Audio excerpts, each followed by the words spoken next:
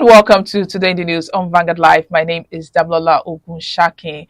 Outside today in Lagos, it's a little wet, so put on your jacket and your raincoat. Now let's go straight to the front pages of the dailies and starting with Vanguard. Vanguard is leading with global outrage over Ali Bongo's ouster in Gabon coup. UN, EU, AU, Commonwealth, United States, Russia, France, others express concern. Why we sacked President Ali Bongo, that's coming from Gabonese army, names General Nguma transitional president, places the outside president on house arrest, deposed Ali Bongo appeals to friends for help. Rule of law must not perish in Africa, Tinubu warns. Old stock with Canadian Prime Minister Justin over coup. You can see that story on page 5. And here we have a photo story showing residents brandish Gabon national flag yesterday after a group of Gabonese military officers appeared on television announcing they were putting an end to the current regime and scraping official election results that had handed another term to veteran President Ali Bongo. In a pre-drawn address, a group of officers declared all the institutions of the republic had been dissolved, the election results cancelled, and the borders closed. You can see that more of that story inside Vanguard newspaper. Now, on page 9, NSIA stakeholders to improve cancer treatment in Nigeria. Deploying police to NURTW Secretariat, act of dictatorship. This is coming from NLC. You can see that on page 9. On page 6, Isheshe. Kwara police nab Islamic cleric declared wanted. And on sports, Pesairo's replacement, NFF shortlists Guavon, Salusi, and Finidi. Stories above on page 6, Tinubu Makinde mourn as Nigerian flag designer Akinkumi dies at 87. NYSC saga, rights groups sue federal government, want Musawa sacked. I dare anyone in PDP to suspend me. That's coming from WIKE. You can see that on page 25.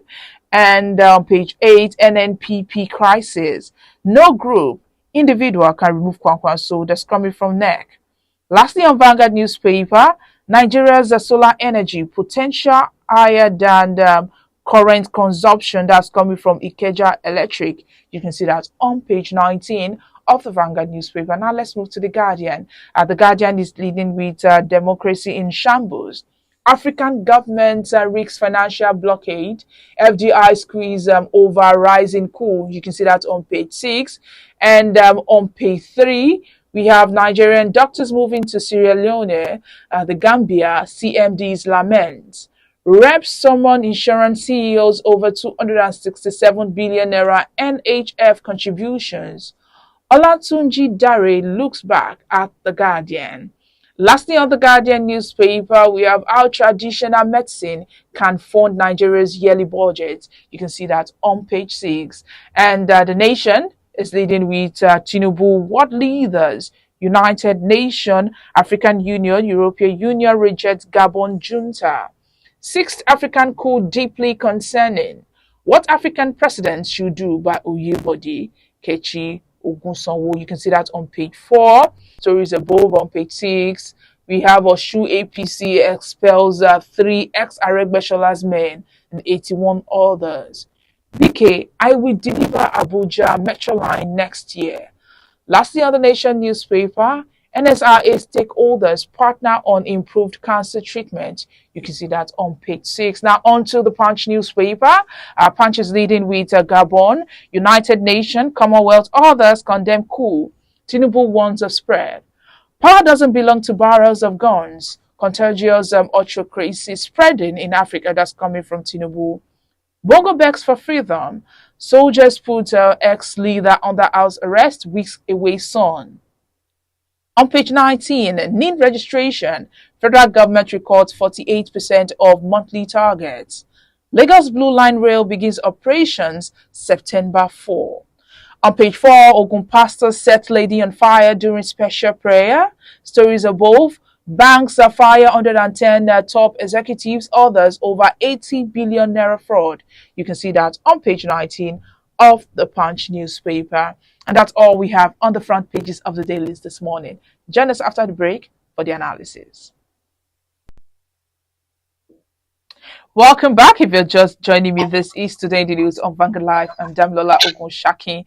Joining me this morning is Mr. Oludare Mayowa. He's the publisher of Global Financial Digest. Good morning, Mr. Mayowa.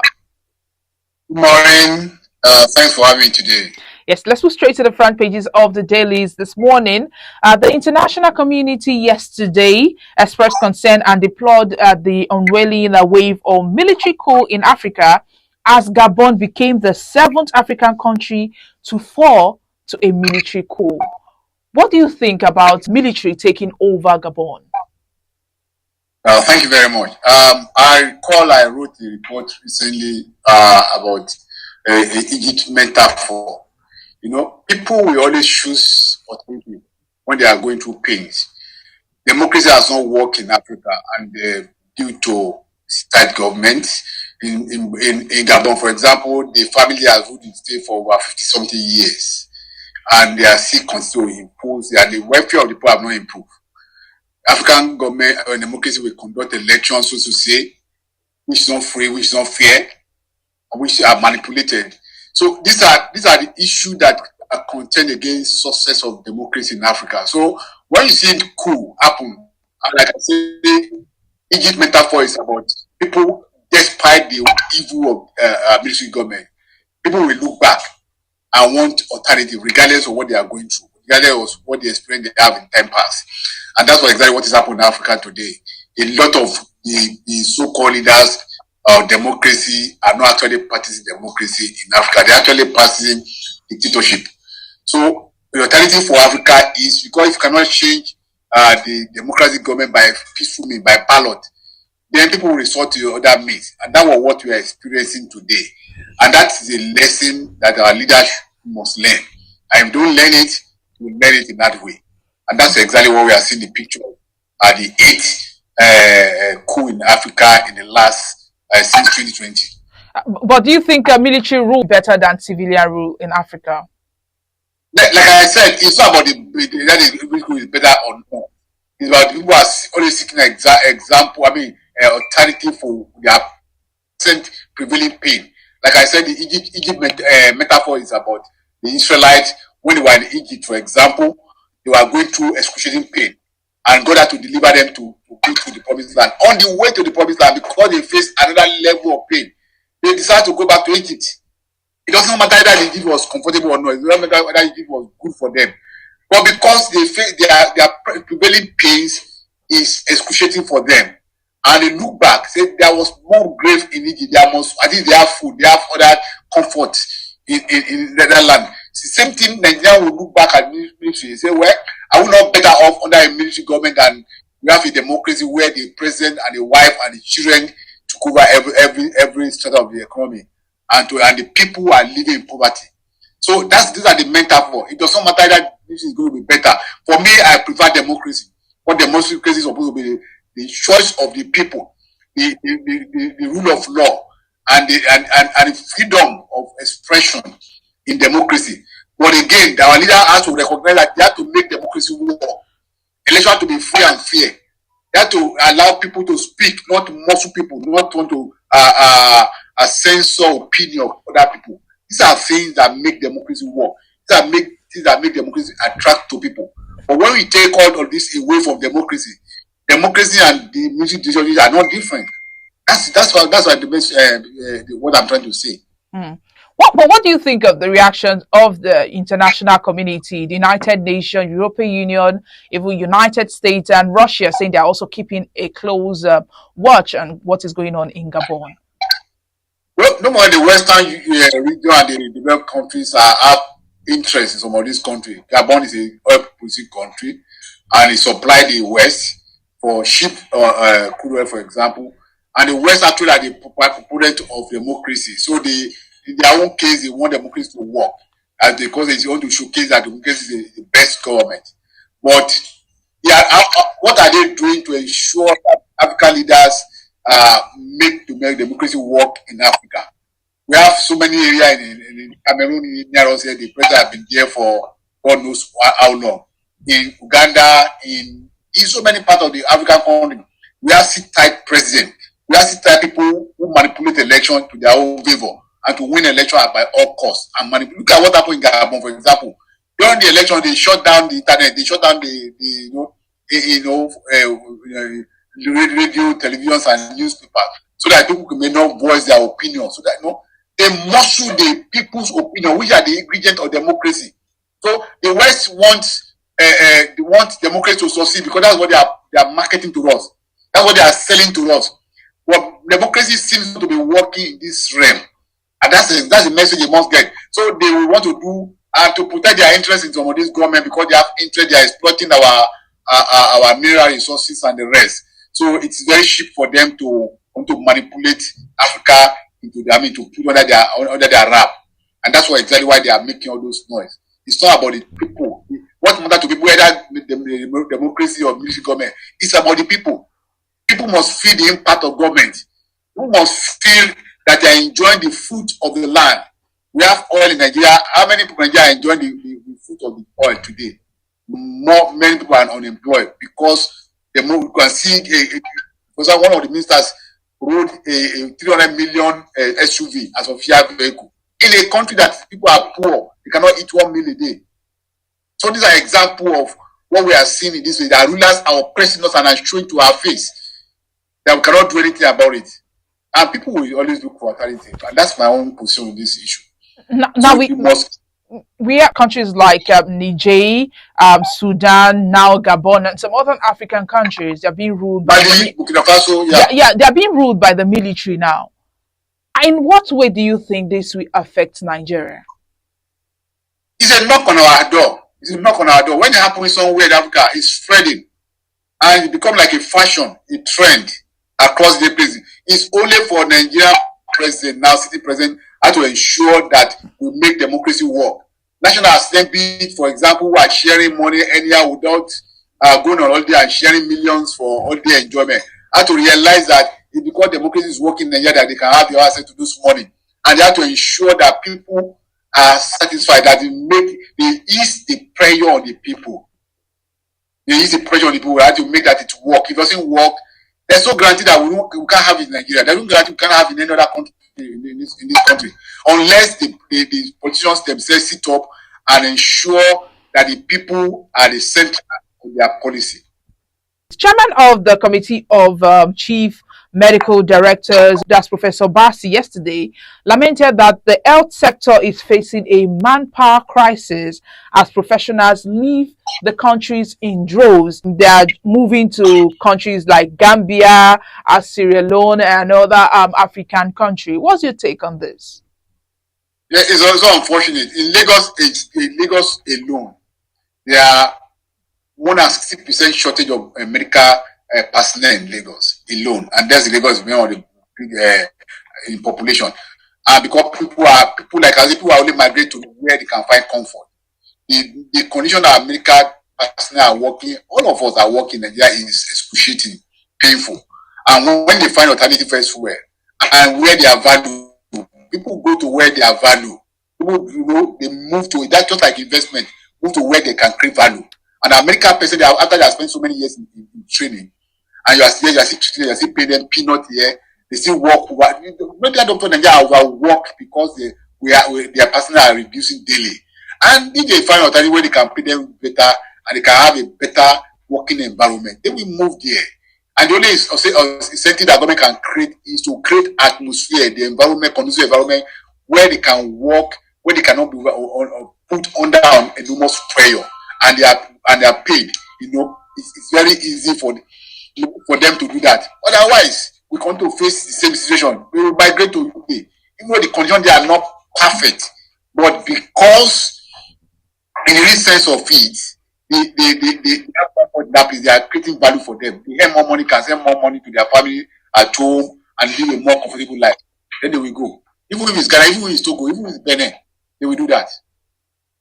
Let's move away from that. It's more trouble for the Minister of Art, Culture and Creative Economy, Mrs. Anatu Musawa, as civil rights groups yesterday approached the Federal High Court in Abuja to nullify our appointments following the NYSC saga.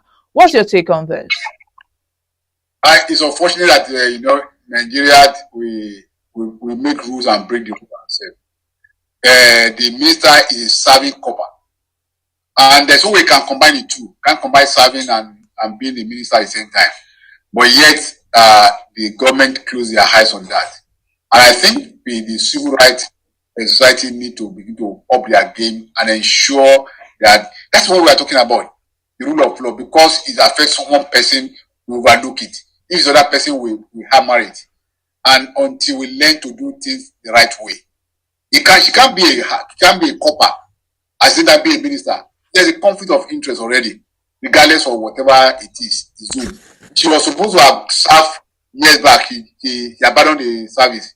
And probably when he get the news that she's going to be a minister or whatever, and she mobilized to go and serve. So let government do the right thing. Let us finish her service. Then they come to appoint our minister thereafter. They can now call her back after her service year to as minister, not as a serving minister. I mean, as a serving minister to be copper. It doesn't resonate with me. Now, still talking about minister, the minister of the Federal Capital Territory (FCT) at NYSC, yesterday bragged that he's yet to see the party chieftain who will suspend him from the party. What do you think about what WIKE is saying? Unfortunately, the minister has elevated himself above the party, and a party should not find itself in that level where one person is bigger than the party. WIKE has made himself bigger than the party, regardless of his investment, regardless of his influence in that party. I think it begets the discipline in that political party. If anybody committed any offense that violated the rules of the political party, that person should be disciplined, regardless of that person's status or position in that political party. What Mr. WIKE is saying is put himself above the party and become like a lord. And if PDP actually want to show that they are actually disciplined, they want to take seriously, they should go ahead and discipline the minister. Not everyone will not fall. But according to him, he did not violate the party's constitution, and he's just working for the president, who means well for the country. That's unfortunate. The PDP has a candidate who is still in court challenging the legitimacy of the presidency, and a high-ranking member of the party is accepting that same person they are challenging in court. That's a conflict. And the party should not put, because if we can go ahead and get away with this, many members of the party will violate the party, and then there will be a breaking down of law and order in that party. And that's what we talk about democracy. Democracy is about fairness. It's about freedom. It's about ability for us to maintain the rules of law.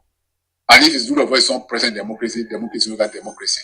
A single person should not put himself above, elevate himself above an organization. It's wrong. Let's end this on a lighter note this morning with Mr. and Mrs. And the first person speaking is Mr. Mr. says, I like your friend's philosophy, and I think you should emulate her. She said, things come to those who wait. Mrs. replied, what do you expect from a waiter? She waits for tips. Wow. What I like about the Mr. and Mrs. is that the choice of word is so, is so wonderful that, it makes you laugh, it makes you think, as then they pass the message, and yes, you laugh about it. So it's a very wonderful way of ending the program, really. Yes, thank you for joining us this morning, Mr. Maiwa. Thank you so much for having me today, and have a lovely day, and regards to everyone behind the scene. Yes, and you too. This is where we have to join the curtain. I'm Damlola Ogunshakin. Do want to like and follow us on all our social media platforms showing on your screen on Facebook, Instagram, Twitter, TikTok. Our WhatsApp number is also displayed on your screen.